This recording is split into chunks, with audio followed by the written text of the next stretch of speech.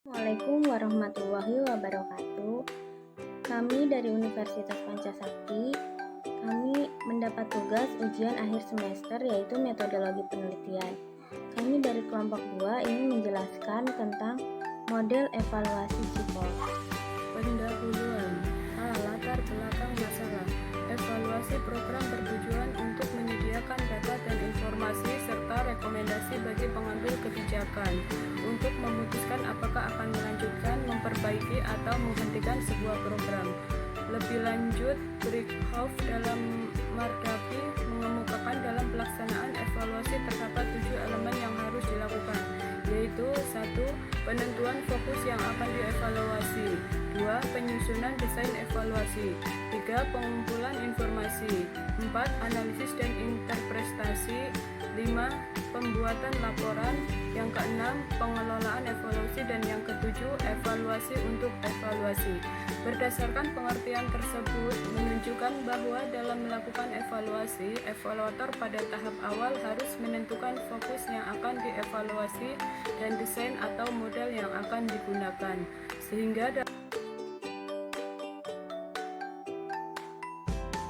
rumusan masalah. Adapun rumusan masalah yang akan dibatasi dalam makalah ini adalah sebagai berikut. 1. Apa pengertian evaluasi model CIPO? 2. Apa tujuan evaluasi model CIPO? Yang ketiga, apa saja tahapan evaluasi model CIPO? Tujuan penulisan makalah. Tujuan dari penulisan makalah ini adalah untuk pengertian tujuan dan tahapan-tahapan dalam evaluasi menggunakan model evaluasi CIPO. CIP singkatan dari konteks, input, proses, dan outcomes, atau dalam beberapa kepentingan outcomes bisa didahului oleh output yang dimodifikasi dari model evaluasi CIP atau konteks, input, proses, dan produk.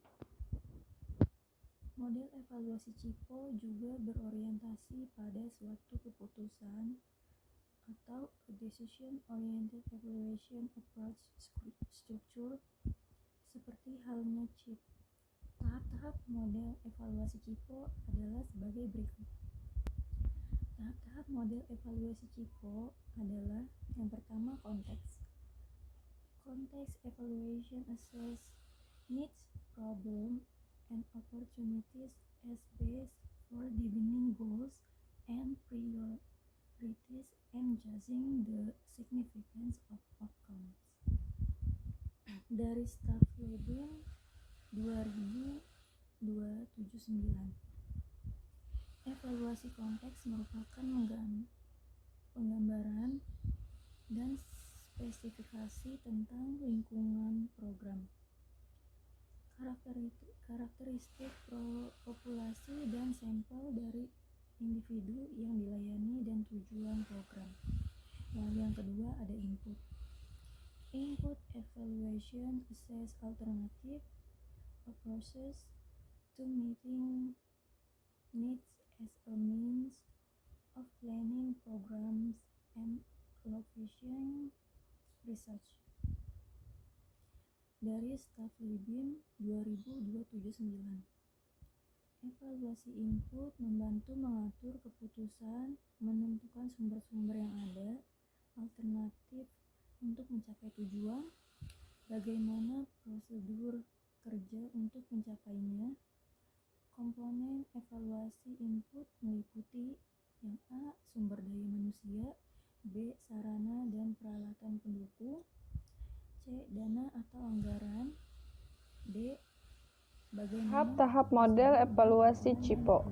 Process evaluation assist the implementation of plan to guide activities and later to help explain outcome. Staffleben 2000.279.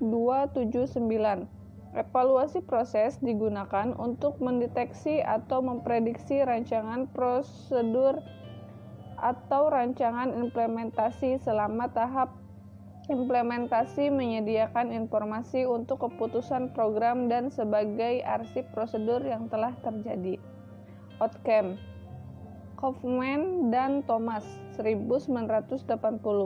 menyampaikan bahwa outcome merupakan dampak sosial yang dihasilkan dari proses pendidikan. Dampak sosial yang dimaksud adalah ketika program mampu mempengaruhi perilaku dan pelaku pendidikan. Outcome ini juga terdiri dari evaluasi hasil atau produk. Product evaluation identify intended and unintended outcome both to help keep the process on track and determine effectiveness. Stub Lebam 2000.279. Kesimpulan dan saran. Kesimpulan, model evaluasi CIPO merupakan modifikasi dari model evaluasi CIP. Model evaluasi CIPO berorientasi pada suatu keputusan. A decision-oriented evaluation approach structured. Langkah-langkah model evaluasi CIPO terdiri dari evaluasi konteks, evaluasi input, evaluasi proses, dan evaluasi outcome. Dalam beberapa keperluan dan tujuan tertentu, tahap outcome bisa didahului oleh tahap output.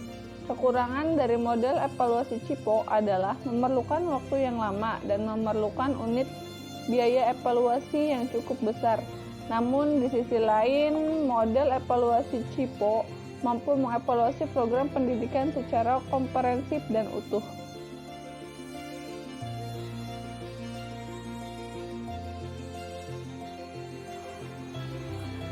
Dan yang terakhir saran, penggunaan model evaluasi pada dasarnya bisa dimodifikasi sesuai dengan tujuan dan kebutuhan evaluasi. Hal tersebut didasarkan pada evaluasi tidak untuk menemukan teori, dalil, atau menarik kesimpulan umum secara generalisasi.